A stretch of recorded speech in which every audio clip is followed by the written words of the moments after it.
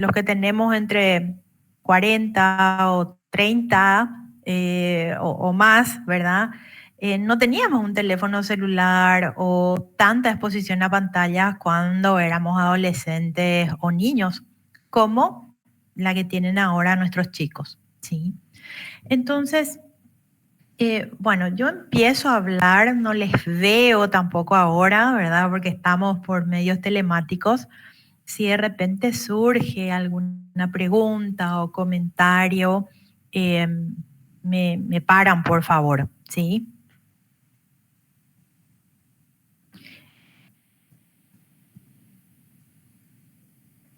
Bien. Se ve, ¿verdad? Que va corriendo la presentación. Sí, doctora. Sí. Bueno, cuando hablamos de pantallas, por lo general eh, nos asoma la preocupación, ¿verdad?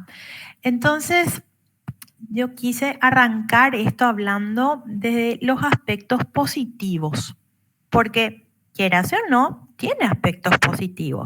Después hablaremos de los negativos también, ¿verdad? Pero es importante darle el lugar que le corresponde. Definitivamente, los dispositivos, las pantallas son una fuente de aprendizaje. Eh, Más aún para la población infanto-juvenil. La exposición es importantísima para ellos, ¿verdad? Gran parte de su mundo está ahí dentro.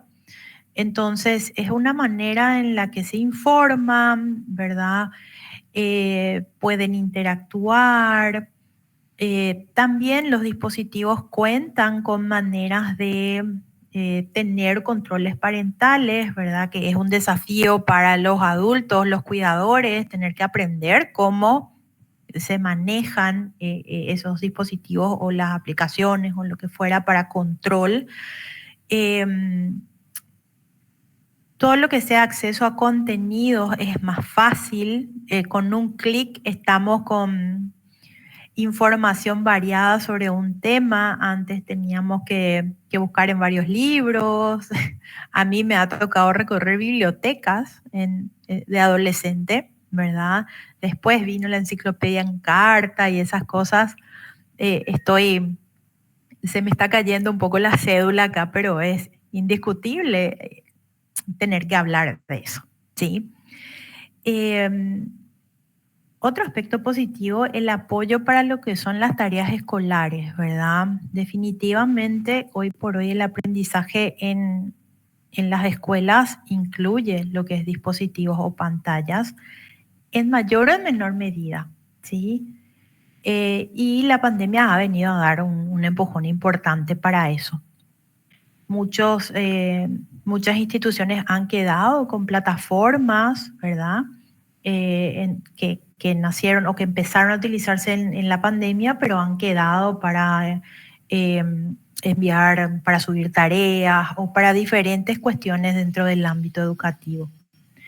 Y fíjense en esto último que me hizo pensar bastante a mí, ¿verdad? Porque dice, algunos videojuegos fomentan la regulación emocional, porque por lo general los miramos desde otro ángulo, ¿verdad? Como que fomentan la desregulación emocional, pero si lo miramos desde esta óptica también podría ser un aporte, ¿verdad? Aprender a tolerar, perder, a una oportunidad para gestionar el enojo o la frustración ante no poder subir de niveles en un videojuego o ante no tener la inmediatez que preciso o que quiero en la comunicación con otros también a través de dispositivos.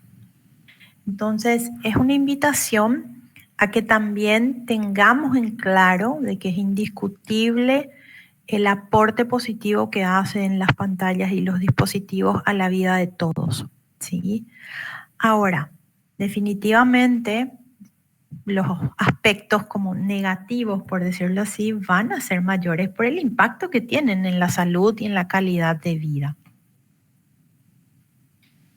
Entonces, yo traté de armar algunos esquemas porque si vamos a hablar del impacto de pantallas en lo que es salud, realmente cada vez vamos teniendo más evidencia y agregando indicadores, ¿verdad?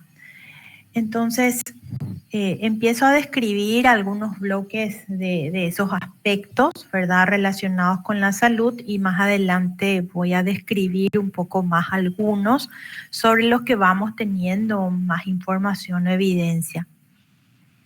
Bien, problemas de atención y incluso hablamos ahí de la relación con una entidad o con un trastorno, ¿verdad? La descripción de las personas o de los papás suelen ser, parece que tiene TDAH, ¿sí?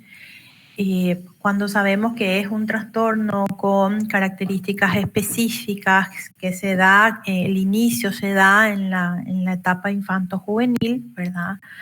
Pero el uso de pantallas sin supervisión en cuanto a contenido, tiempo, puede resultar en sintomatología que puede parecer o simular lo que es el TDAH, ¿sí?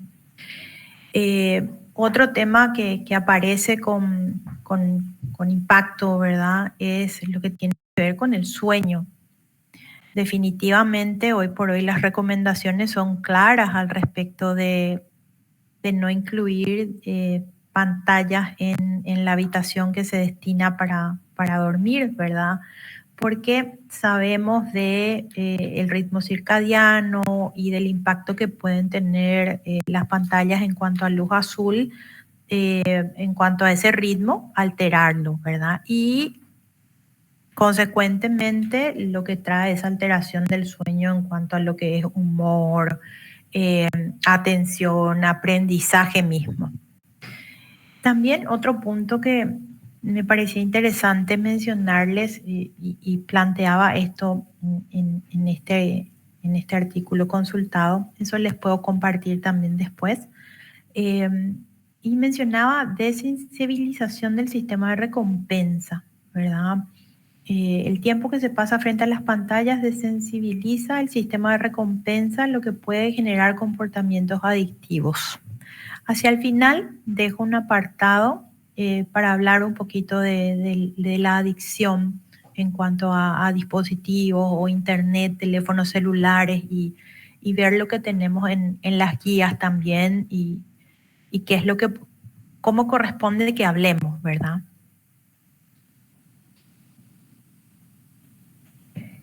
Concentrándonos un poco más en lo que es el impacto en la salud, ¿sí? Definitivamente las pantallas forman parte de nuestra vida, nos son útiles tanto a los niños y adolescentes como a los adultos, pero es importante poder hacer la consideración del tiempo y las recomendaciones de esos tiempos de exposición para niños de diferentes edades, que les comento más adelante también. Y en cuanto a supervisión de contenidos, ¿verdad? Porque claramente vamos teniendo más evidencia de que el uso excesivo, ¿sí?, principalmente esto hace referencia a lo que es el tiempo de uso, ¿verdad? El impacto en cuanto a lo que es el peso, el lenguaje, funciones ejecutivas en sí, habilidades sociales y conducta. Y por supuesto que no podemos dejar de hablar de que son un factor de riesgo cuando tenemos obesidad, sedentarismo, problemas en la alimentación y de bienestar psicológico en general. Bien, vamos bien hasta acá. ¿Se me escucha bien? Se le escucha bajo, doctora. Bueno, denme un minutito. Voy a dejar de compartir para poder hacer un cambio acá.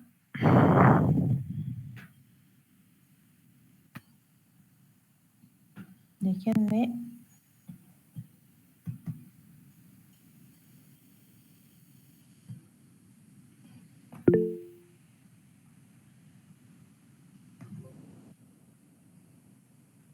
Ahí está. Ahora les voy a compartir.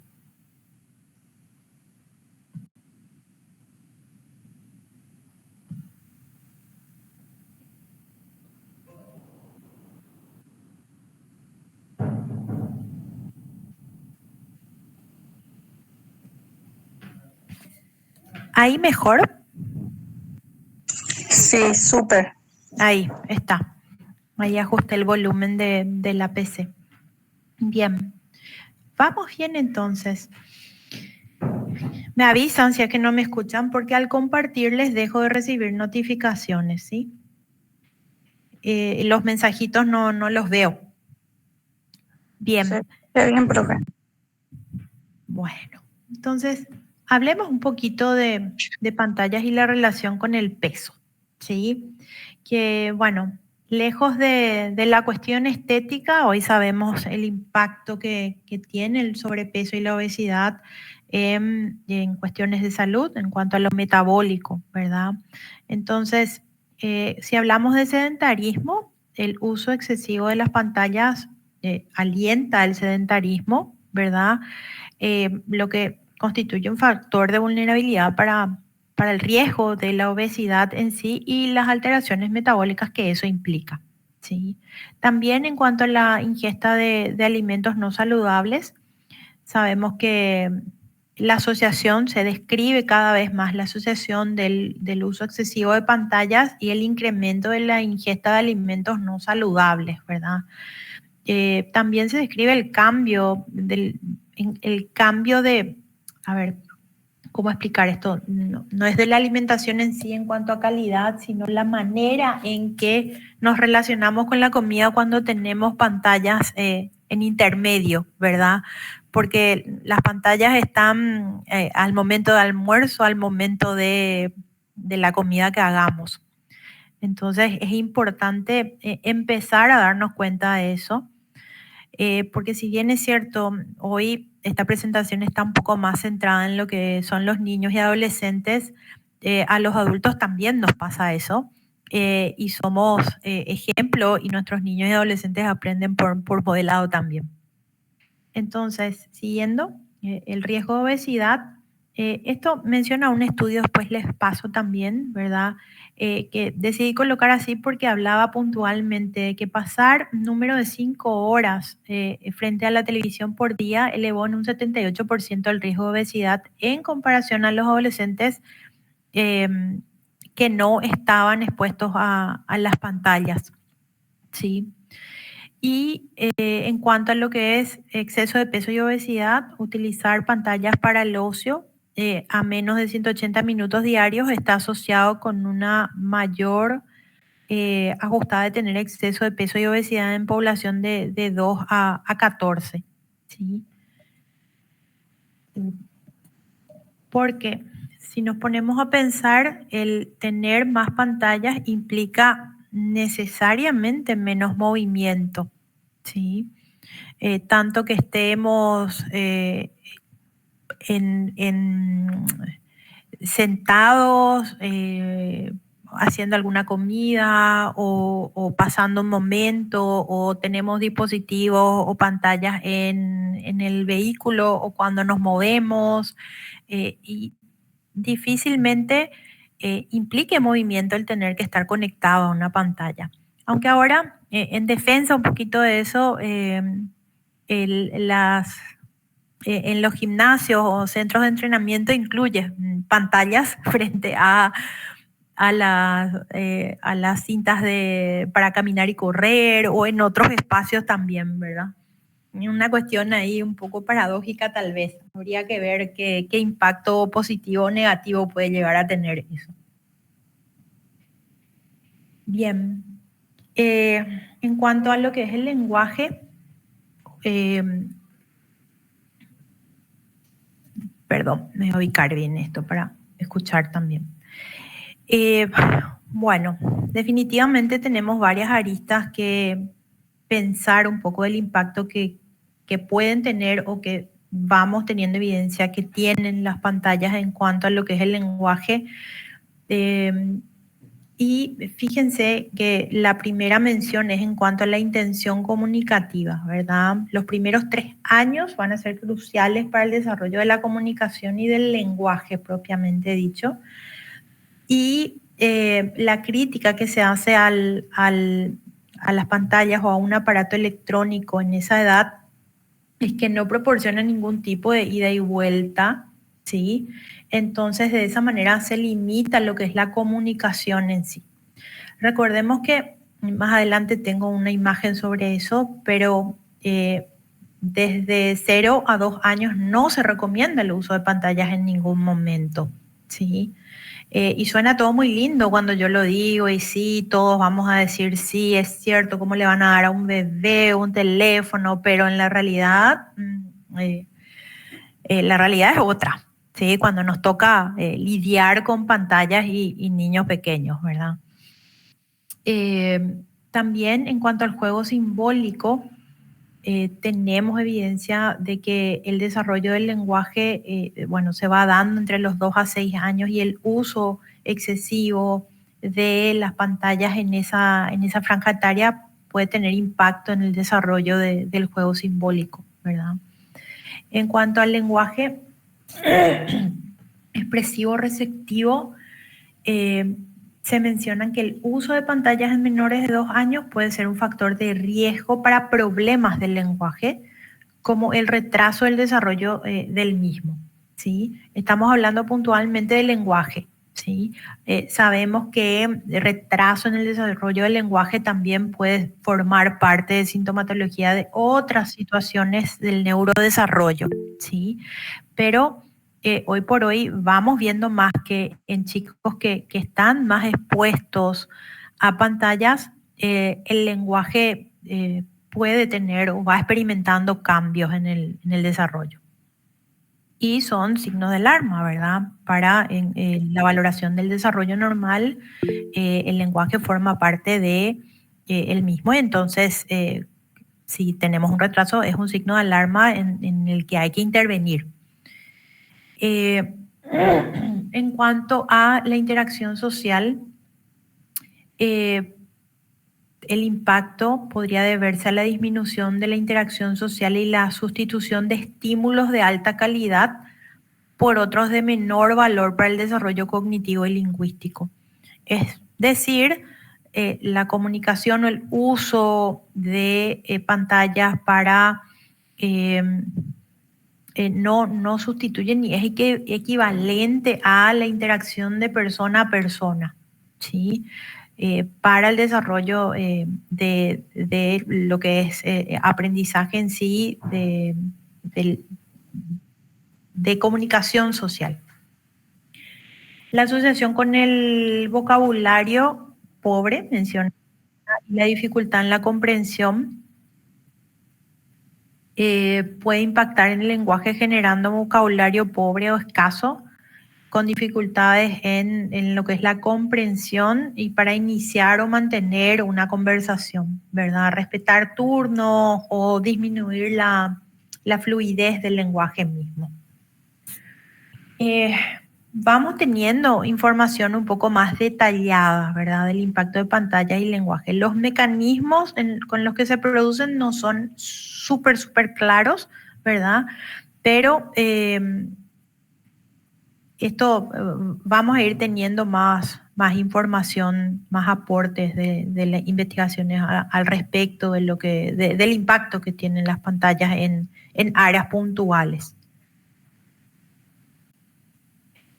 Hablamos de funciones ejecutivas, ¿verdad? Tienen mucha relación. Las funciones ejecutivas son todas aquellas funciones cognitivas que nos permiten básicamente llevar a cabo actividades, ¿verdad? Desde lo que es planificar, pensar, atender, actuar, volver a hacer y la parte emocional que eso conlleva también junto con la motivación. Antes hablábamos de funciones ejecutivas de una cuestión mucho más, más corta o más escasa. Hoy sabemos que implica realmente más áreas a nivel del sistema nervioso y por lo tanto más variables. Entonces, dentro del impacto de pantallas en la atención, esto ya lo mencionábamos, ¿verdad? Principalmente con síntomas similares al TDAH, ¿verdad? En donde tenemos dificultades para la atención, concentración y también inquietud motora y conductas que pueden resultar impulsivas, ¿verdad? Y bueno, estoy dando esta descripción hablando de niños y podemos decir, bueno, esas son características normales de los niños, ¿verdad? Y cuando hablamos de trastornos, lo que queremos mencionar es que existe una afectación en la calidad de vida de esa persona. Entonces ahí tenemos a los trastornos, ¿verdad? Porque si no, todos los niños serían patológicos. Porque la inquietud motora, la impulsividad forman parte de características normales de los niños, mientras más pequeños, mayor, ¿verdad? Reducción de la creatividad se cita como otro impacto negativo que pueden tener ante el uso excesivo de pantallas, ¿verdad? También reducción en lo que es comprensión lectora, porque se requiere bastante de lo que son las funciones ejecutivas ahí, memoria, control inhibitorio. También podemos tener afectaciones entre lo que es retener misma información.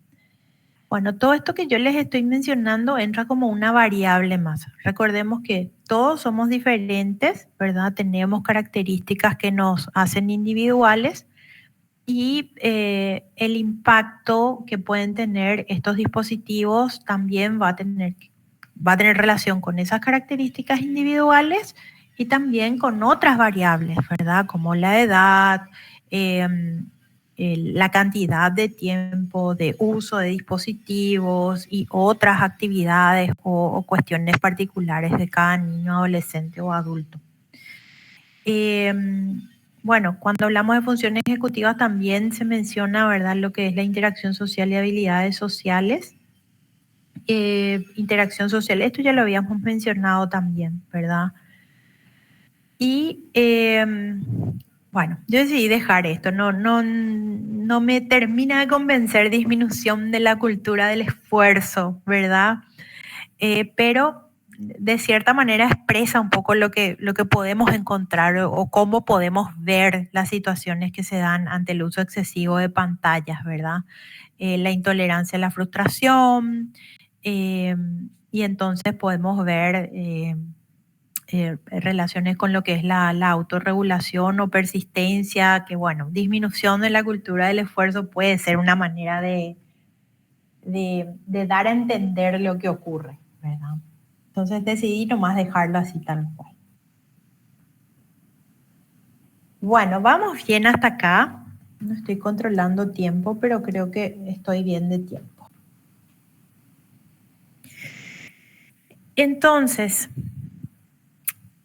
siguiendo un poco, hablábamos al inicio de todo lo que es la revolución tecnológica, ¿verdad? De los aspectos positivos que podemos darle a las pantallas, de los negativos en los que vamos teniendo más evidencia, ¿verdad? Yo decidí incluir y ahondar un poco más en esos aspectos más relacionados con salud mental, ¿verdad? Por supuesto que hoy también tenemos información sobre la afectación a nivel visual de las pantallas, más descripción de lo que implica la afectación a nivel metabólico en sí, ¿verdad? Hay una lista larga realmente, pero decido no enfocarme tanto en eso, ¿verdad? Y más a lo relacionado con salud mental. Entonces, cuando hablamos del término adicción, ¿verdad? Y ahí entra internet, teléfono, tele o otras situaciones o que se puedan dar relacionadas a internet mismo. Y el año pasado, el CIE 11 codificaba, ¿verdad?, dentro de la guía el trastorno por uso de videojuegos, ¿verdad? Pero teníamos ya en el DSM-5, antes de eso, la mención de trastorno por juego por internet, ¿verdad? Pero dentro del apartado en donde hablaba de afecciones que necesitan más estudio. Sin embargo, el CIE-11 hace la codificación de trastorno por uso de videojuegos, ¿verdad? Y hace 2 especificaciones de acuerdo a la predominancia de en línea o fuera de línea. Después les puedo compartir el trastorno de uso de videojuegos del CIE-11. Y principalmente también podemos mencionar las adicciones sin sustancias, ¿verdad? Que todas las que tienen que ver con pantallas, internet, otra denominación. Pero lo único que tenemos dentro de una guía es el trastorno de uso de videojuegos, ¿verdad? Entonces se habla de que es una adicción comportamental, ¿verdad? Que guarda relación con el juego patológico, ¿verdad? Y la característica es la dependencia, la tolerancia, incluso se habla de un síndrome de abstinencia. Pero ante todo, cuando hablamos de trastorno, hablamos de un deterioro funcional en la vida del adolescente o de la persona. Es decir, una afectación en su calidad de vida. Y esta clasificación que propone el CIE-11 deja por fuera a otras TICs, ¿verdad? No están incluidas redes sociales, ni teléfonos, ni otras cuestiones de internet, ni siquiera se mencionó la pornografía, ¿verdad? Que es un tema bastante discutido, la adicción a la pornografía, ¿verdad? A pesar de que también nos generan gran preocupación, ¿verdad? Y pueden interferir en el desempeño académico o en la calidad de vida de la persona que utiliza en exceso redes sociales o teléfonos celulares o el acceso mismo a internet, ¿verdad? Y sí se hizo la sugerencia, ¿verdad? De que tanto redes sociales como teléfonos tienen capacidad activa o de generar malestar. Esas menciones sí se llevaron a cabo. Bien, sobre esto yo les puedo compartir el material mismo o después podemos mirar incluso si quieren los criterios de diagnóstico así puntuales. Incluso encontré una tabla interesante que hace la comparación entre el DSM y el CIE-11, ¿verdad? Pero decidí no incluir ahora porque es como un tanto aburrido tener que leer eso. No le di mucho el propósito a colocar tal cual los criterios de diagnóstico. Bien, entonces tenemos a la adicción puntualmente a un trastorno de uso de videojuegos, ¿verdad? No tenemos codificado ningún otro elemento que sabemos que tienen capacidad de producir, pero todavía no se ha codificado. Bien. Definitivamente no puedo dejar de, al hablar de todo esto, no puedo dejar de mencionar qué hacemos, ¿verdad? ¿Cómo hacemos o qué medidas tomamos para tratar de no llegar a eso? De no llegar a un diagnóstico, a una situación en donde las pantallas nos generen dificultades o afectaciones en la calidad de vida.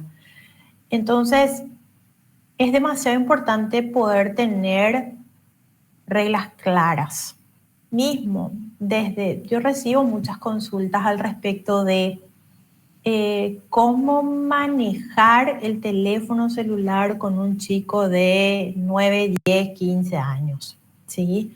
Entonces, es importante entender que la decisión de que un chico tenga un teléfono es una decisión de la familia, de los padres o de los tutores o cuidadores, ¿sí? No es una decisión que los profesionales de salud o de la educación tenemos que tomar, por más de que ganas nos faltan.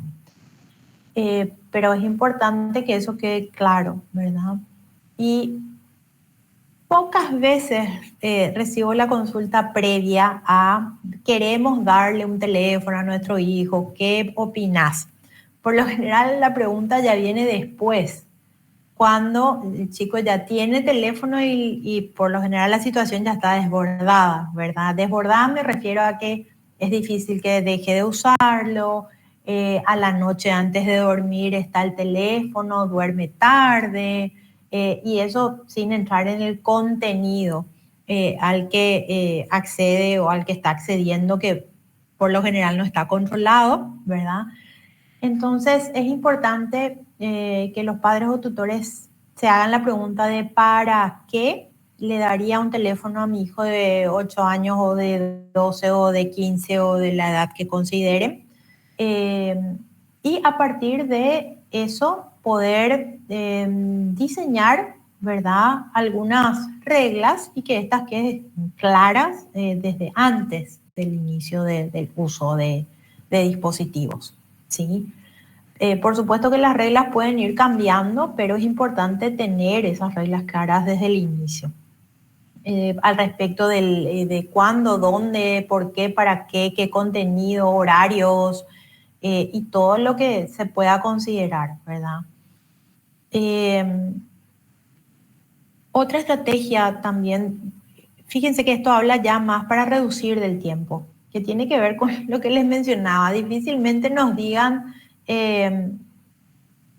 nos llegue la consulta antes, ¿verdad? Por lo general ya es cuando está instalado y cuesta darle un poco forma a este uso, ¿verdad? Forma adecuada. Entonces, ¿qué nos puede servir para reducir el tiempo?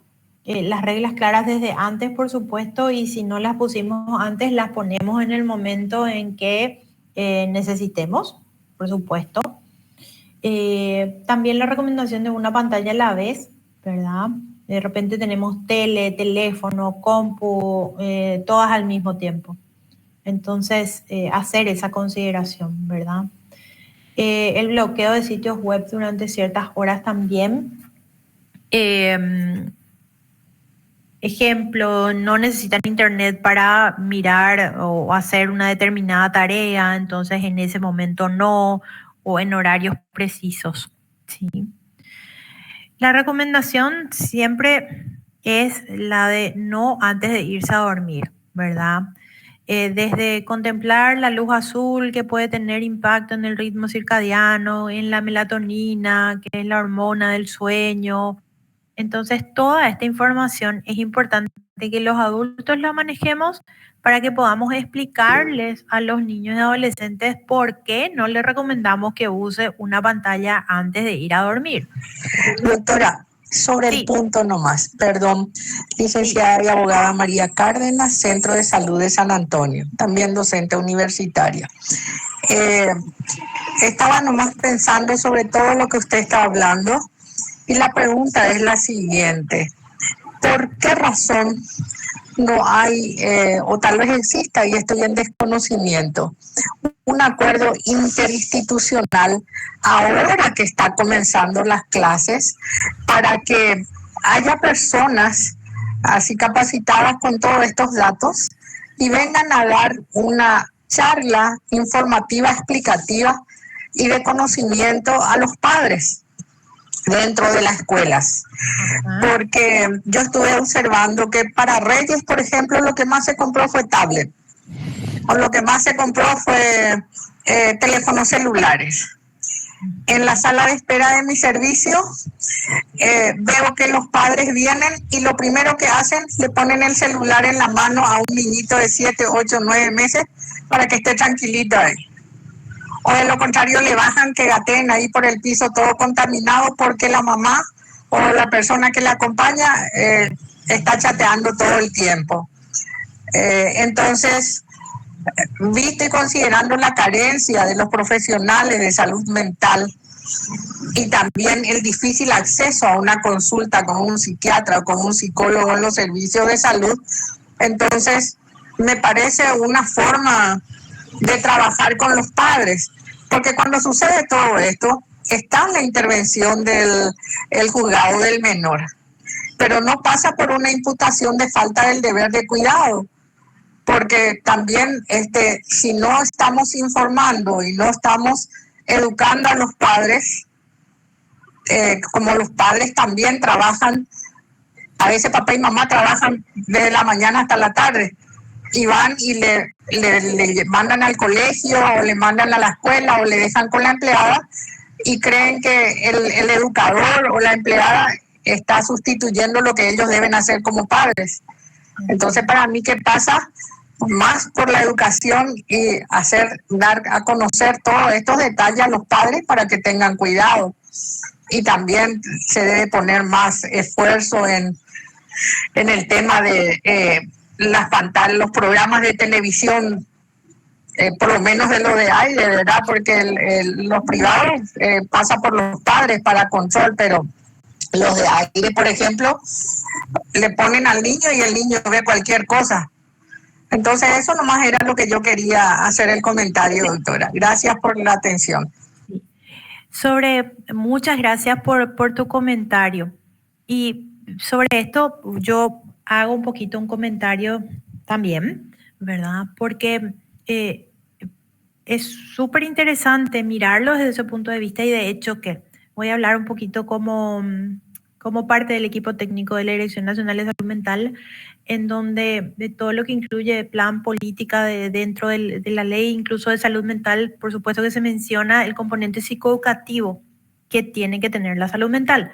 Y para eso, desde la Dirección Nacional de Salud Mental con el Ministerio de Educación, estamos trabajando de manera cada vez más cercana para poder estandarizar un poco todo esto. El MEC tiene muchos materiales y, por supuesto, actividades de psicoeducación, ¿verdad?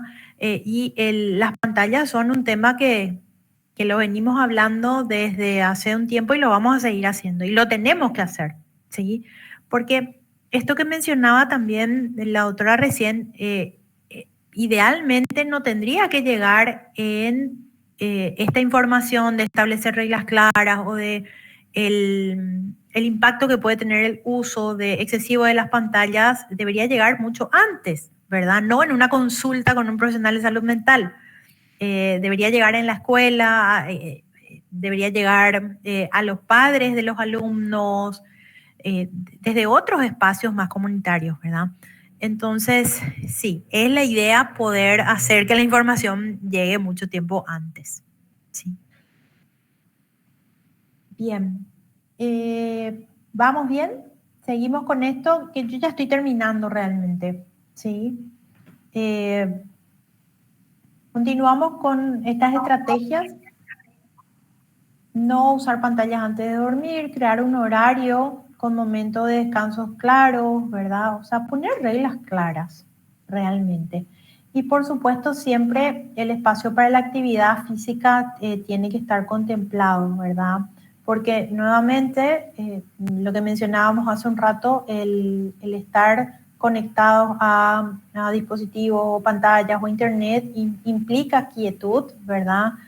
Y fomentar actividad física como algo, como una actividad dentro de las actividades de nuestros chicos es demasiado importante.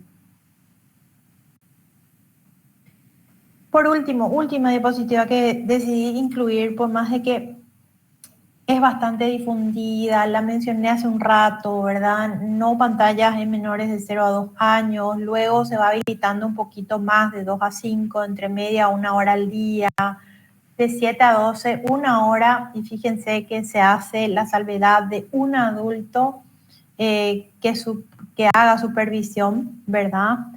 Y la recomendación de no utilizar pantallas en horarios de comidas.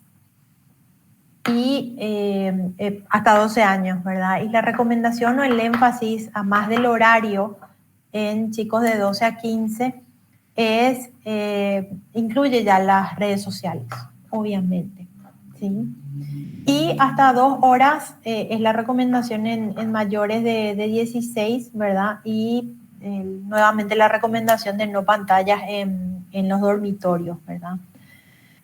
A veces me dicen, pero a mí me hace dormir la tele, ¿verdad? O a mí me gusta porque así no hay tanto silencio, no está tan oscuro. Y es importante poder hacer los pros y contras que tiene esa actividad, ¿verdad? Porque a veces, hablando con los chicos, les digo yo, pero ¿y qué pasa si te enganchas con la serie? ¿Vas a dormir? No, ¿sí?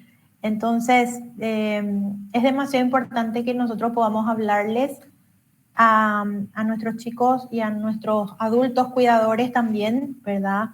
Con evidencia, no simplemente porque queremos o se nos antoja que no tengan televisor en la habitación, porque de esa manera los adolescentes pueden entender y tomar la decisión de cuidar su salud y no exponerse a pantallas, por ejemplo, a la hora de la noche o diferentes situaciones. Bien, esta es la última diapositiva. Les agradezco muchísimo por la atención y quedo atenta si hay algún comentario, pregunta al respecto. Sí, hay personas que estuvieron levantando la mano. Sí, por favor, pueden habilitar sus micrófonos y pueden formular su pregunta. Sí, yo ahora entré a mirar el chat también, a ver si hay. Sí.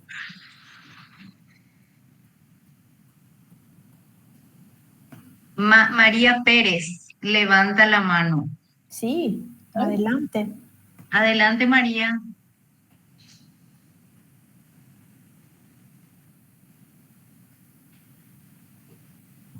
Hola, yo no soy María, pero también quiero preguntar algo mientras la compañera se Verónica. Adelante, ¿Sí, Verónica. ¿Me escucha? Sí, sí. Quería preguntar si hay algún tipo de resolución o recomendación en el tema de uso de pantallas dentro del colegio para nivel inicial, ya que vi que en algunos colegios ahora se pone una tele con fines didácticos, obviamente, pero ¿qué tan recomendado puede ser eso si uno en la casa está tratando de, a esa edad, porque son niños de hasta 6 años cumplidos hasta el 31 de marzo, en preescolar? ¿Y qué tan recomendado es que en preescolar ellos estén expuestos a pantallas dentro del colegio? Gracias. Bueno, desconozco si existe alguna resolución a nivel educativo, ¿verdad? Sobre, a ver, evidencia que apoye o dé un pro para el aprendizaje de ciertas cuestiones. Sabemos que vía un video o puede eso realmente colaborar, ¿verdad? Ahora, también me parece muy válido esto de decir, queremos que se alejen de las pantallas, pero nosotros le ponemos pantallas en horarios de clases, ¿verdad? Habría que ver pros y contras realmente, pero desconozco que exista algún lineamiento desde el Ministerio de Educación y de Salud al respecto puntualmente de eso. Voy a investigar, porque no sé.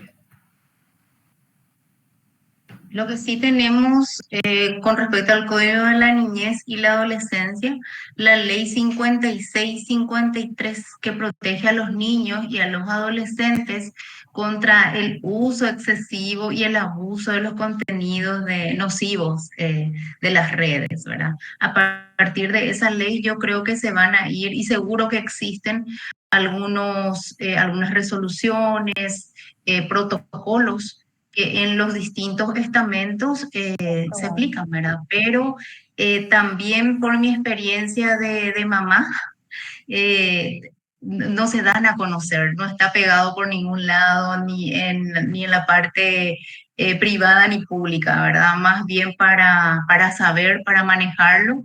Y en caso, ¿verdad?, de que se presente esta necesidad, es una herramienta legal para poder utilizarla, ¿verdad? Entonces, miren cuando puedan la ley 5653, que habla, ¿verdad?, en ese apartado sobre los derechos de los niños y de los adolescentes y su exposición al uso de las pantallas. En este espacio chiquitito también quiero agradecer la presencia de un representante, un querido profesor, el profesor José Luis Vázquez. No sé si está todavía por ahí, pero me encantó verla a todos que ingresan, ¿verdad? Pero cuando uno le ve a su profesor, no sé, se le alegra el corazón y gracias por estar presente en esta mañana. Él es representante de la Unidad de Reducción de la Demanda de la CICAC-COE. Así que muchas gracias, profesor. Nos honra también con su presencia en esta mañana. Me gustaría en este momento que ustedes también nos comenten qué estrategias suelen implementar en su casa, con sus hijos, con sus sobrinitos, con sus nietos. ¿Qué hacen para que ellos no estén tanto tiempo con el celular? Porque sabemos que ellos cuando se prenden por ese teléfono, muchos de ellos hasta que no se acabe la batería no lo sueltan. Inclusive hay veces que se les lleva la comida o una media mañana, ellos agarran, comen todo y después te dicen tengo hambre. ¿Qué vamos a comer? Ni cuenta se dieron de que ya estaban ingiriendo alimentos. También hemos tenido casos en consultorio de niños que se hacían pipí y también se iban de cuerpo sin ser conscientes de ese acto debido ya al uso excesivo del teléfono y de estar concentrados ahí, no querían soltar y de repente ya se hacían todo pipí, pero no son niñitos de 2, 3 años, inclusive adolescentes tenemos ya digamos con este trastorno que está afectando su funcionalidad. Me gustaría leer en el chat, a ver, ¿qué suelen hacer ustedes? ¿Le dan algún premio? ¿Agarran la zapatilla, el cinto? ¿Desconectan el wifi? A ver, coméntenos porque nos va a ayudar muchísimo también un poco compartir esas estrategias que muchas veces no están en los libros. No está todo en los libros. Hoy en día, inclusive muchas enfermedades catalogadas como raras o inespecíficas no están claras.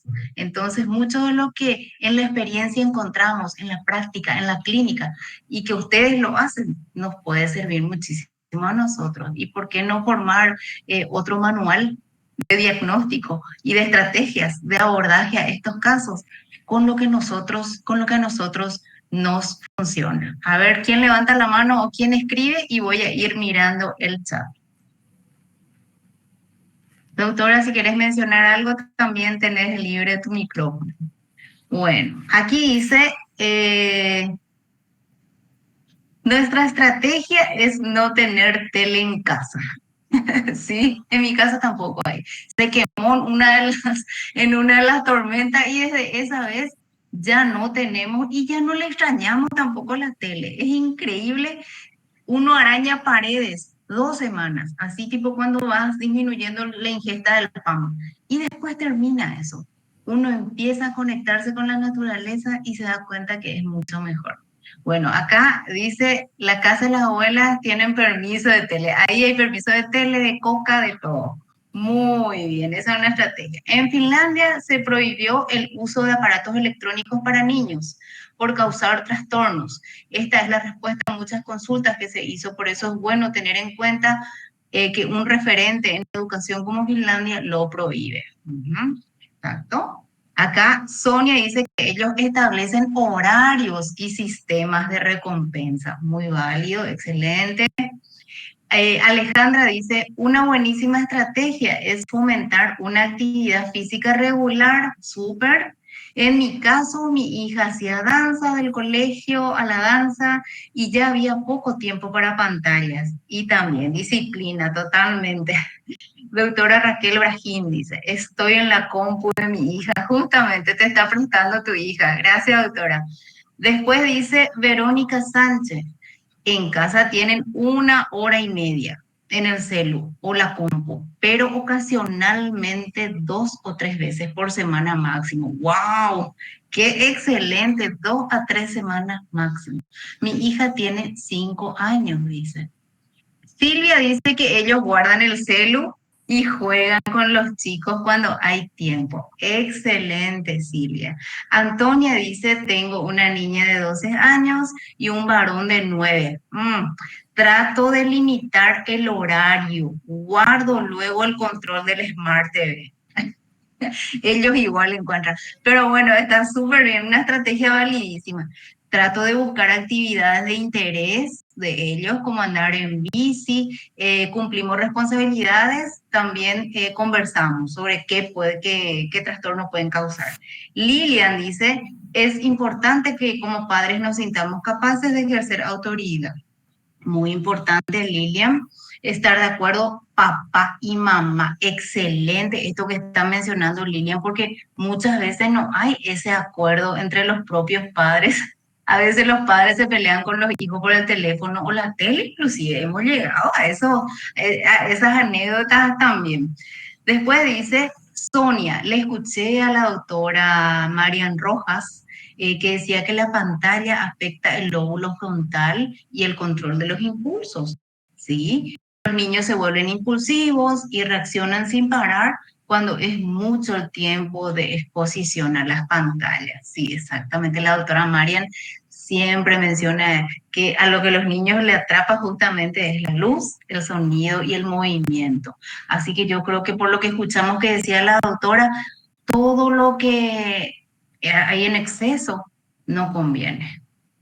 Qué excelente las estrategias que están compartiendo. ¿Alguien más que quiera contar qué suele hacer en su casa? ¿Qué le funcionó en la clínica? A ver, Mercedes Céspedes tiene cara que quiere hablar. Ahí se escondió. Los juegos de mesa también. Es importante traerlos de nuevo. De repente le pregunto a los chicos, ¿qué te gusta jugar? Videojuegos es la primera respuesta. Y muchos de ellos ya no conocen juegos de mesa que son así tan clásicos como Ludo y Oca, no sé, línea de 4, algo de cartas, lo que sea. Pero ellos disfrutan mucho de los adultos jugando con ellos. Hace rato María Cárdenas, la doctora, dijo, ya te doy María, justo te nombré, dijo de que los regalos que más se llevaron para Reyes fueron celulares, a veces el celular, el juguetito, hasta pistolitas, ¿verdad? Y ya no, estos ludo, dado, dama, el banquero, todo lo que nosotros antes jugamos, más o menos que se queda un poco rezagado. Hay niños que no saben jugar al trompo arazá, a la cuerda, a la goma.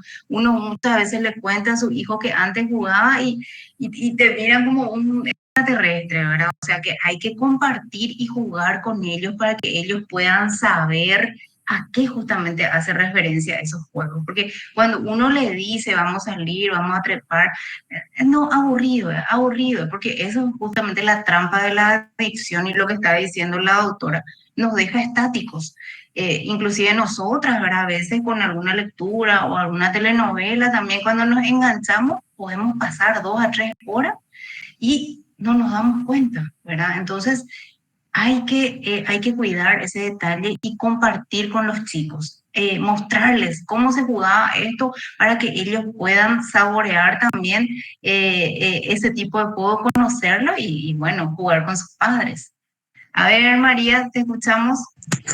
No, quería decir nomás que insisto, a pesar de que todas las ideas que están poniendo aquí es para una minoría, ¿verdad?, que conoce.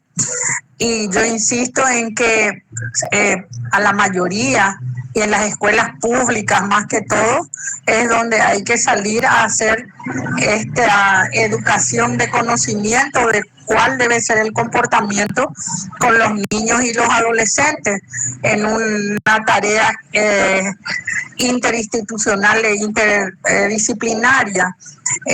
Por ejemplo, te doy, aquí en nuestra ciudad, en San Antonio, hay muchas escuelitas de fútbol. Entonces, es una buena opción que vayan a la escuela de fútbol. Hay para niñas y para niños. También creo que ahí en la escuela municipal hay danza, hay artes marciales. Y lo que más me llama la atención es cuando vos le sugerís a los padres y te dicen no tengo tiempo, trabajo todo el día, llego cansado a mi casa y al final de cuentas termina todo en lo mismo otra vez y contra eso es lo que hay que luchar, yo creo. Muchas gracias por todo, muy interesante la exposición de la doctora Nelly como siempre. Gracias, María. Y acá también dice, una persona está mencionando, y es muy cierto, que jugar con los padres es buenísimo y muy cierto, es bueno y verdaderamente es también sano, se aprende desde ambas partes. A ver, otro comentario. Trabajo con adolescentes, dice Patricia, y ellos muchas veces mencionan que los propios padres no les prestan atención por estar sumergidos en su celular. Ellos quieren hablar, compartir, pero no encuentran disponibilidad de papá o mamá y por ello mismo también recurren al celular como refugio emocional. La adicción hoy se ve en todas las edades. Así mismo, Patricia, muy cierto, lastimosamente. Acá Liz es justamente la que estaba diciendo que los juegos con los padres son lo máximo para los niños, pero adolescentes no quieren saber de los padres, consejos, porfa. Bueno, y justamente tener en cuenta que para que evitemos una forma de prevenir este conflicto después con los adolescentes que se distancian de los padres que no quieren saber nada de ellos, empezar desde chicos para que eso ya sea un hábito. De hecho, que en la adolescencia de igual manera hay como un cierto alejamiento, pero es también momentáneo ese alejamiento. Cuando el vínculo afectivo es positivo desde la infancia y los primeros días, ya luego desde la panza inclusive, hasta viejos, inclusive cuando ya nuestros padres no están aquí. Nosotros seguimos añorándoles y mantenemos congelado ese recuerdo. Ahí yo ya voy a llorar, así que no me alargo tanto en esto. Mantenemos congelado esos momentos únicos. Se quedan en nuestra memoria y son nuestra fortaleza cuando ellos ya no están. Así que si ahora tenemos chicos y tenemos aún padres, juguemos con ellos, porque eso se recuerda para toda la vida. Inclusive hay estudios con gente que tiene Alzheimer. Ellos recuerdan esos momentos. Muchos datos ya no, perdieron, pero esos momentos quedan tan vívidos en ellos. Así que nunca es tarde para empezar, dice una frase. Si tenés adolescentes, muchachones, chicas, de igual manera hay que jugar. Nosotros los grandes también tenemos que jugar para poder desarrollar justamente esas sustancias químicas en nuestro cerebro que contribuyen al mantenimiento de nuestra salud mental. A ver, otro comentario dice, darles opciones alternativas para que puedan invertir su tiempo. Dice otra persona, a María, justamente que la charla estuvo muy interesante y todas las demás personas también, todos los participantes agradecen muchísimo a la doctora Mim por su tiempo. Nosotros también aprovechamos para pedirle su material, entre paréntesis. Todo el mundo está queriendo tu material, doctora, así que me puedes enviar por WhatsApp y ustedes después también a mí me piden por WhatsApp, les vamos a estar enviando, ahí les voy a poner mi número. Yo no soy tan ducha con las redes, pero les pongo mi número de cel y ahí ustedes me van a pedir los materiales de la doctora y yo les vuelvo a enviar apenas los tenga. Bueno, se aproximan fechas muy sensibles que tienen que ver con la Semana Santa. Aprovechemos ese tiempo para activar nuestro sistema nervioso simpático, relajarnos, pasar tiempo en familia, también valorar nuestra cultura, nuestras tradiciones y por supuesto conectarnos con Dios y con la naturaleza. Si pueden, vayan al interior, ahí a ese campo abierto, ese oxígeno del campo es sanador. Compartan con sus familiares, expresen sus sentimientos positivos, dejen sus celulares en sus casas y después de Semana Santa nuevamente conéctense con las redes.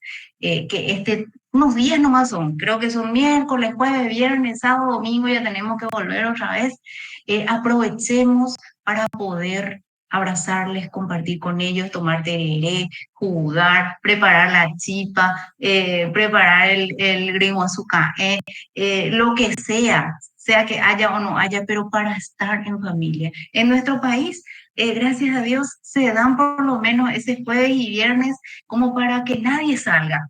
Quedémonos en casa o si vamos a salir, salgamos todos juntos y compartamos todos juntos y mostrémosle con nuestro ejemplo a los chicos que sí podemos dejar de ser adictos al celular.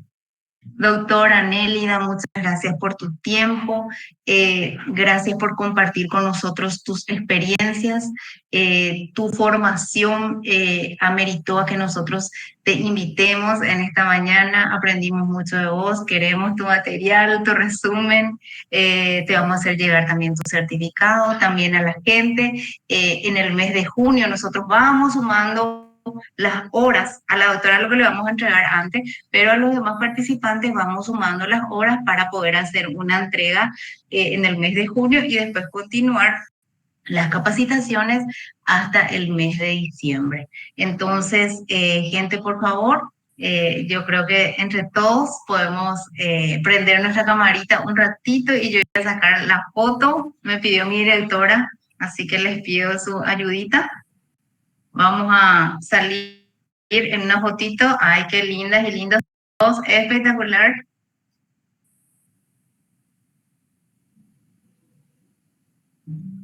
A ver.